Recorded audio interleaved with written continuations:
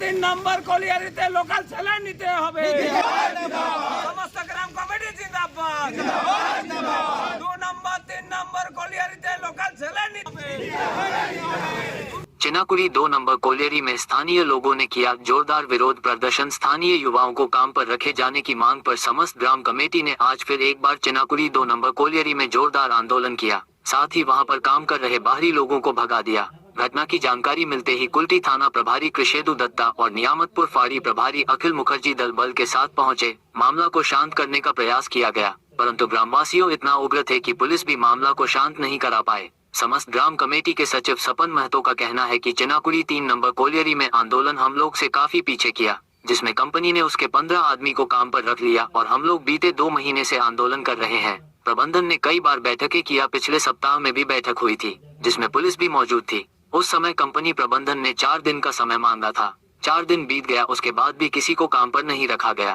Company प्रबंधन ने हम लोग को सिर्फ लॉलीपॉप दे रहा है। उन्होंने कहा कि स्थानीय लोगों को नजरअंदाज कर बाहरी लोगों को काम पर रखा गया है।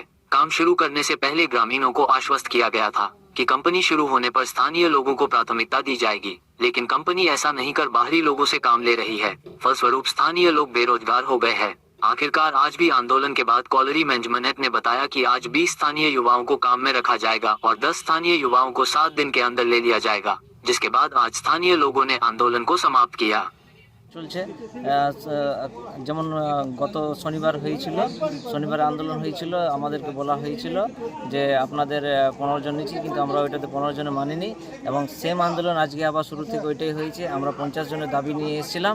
এখন পর্যন্ত অনেকক্ষণ ধরে কথোপকথন হলো, কিন্তু শেষ পর্যন্ত যে রাজি হয়েছে 30টা ইমিডিয়েট ওরা জয়েন করাচ্ছে আর 20টা বলেছে যে 1 মাসের মধ্যে নেব। তো কি আপনারা মেনে গেছেন?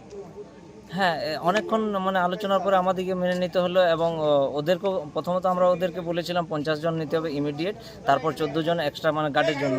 তো ওরা বলছে গার্ড ডিপার্টমেন্টটা সম্পূর্ণ আলাদা, গার্ডে আমরা এখন পারছি না। তো আমরা গার্ডে পাচ্ছেন না 14 জন, সেই 14 জনকে আমাদের ইয়েতে সিভিলে আপনি দিন।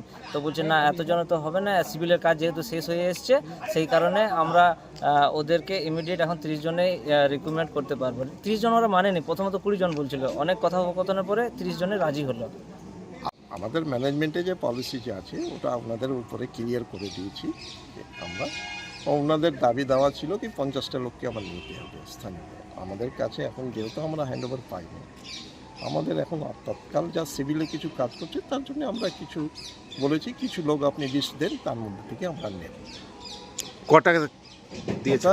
কটা কথা হয় না, এখন ওনারা হয়তো 50টা দাবি করছিলেন, আমরা বললাম 20টা আমরা এখনই নেব আর 10টা 1 সপ্তাহ পরে হতো।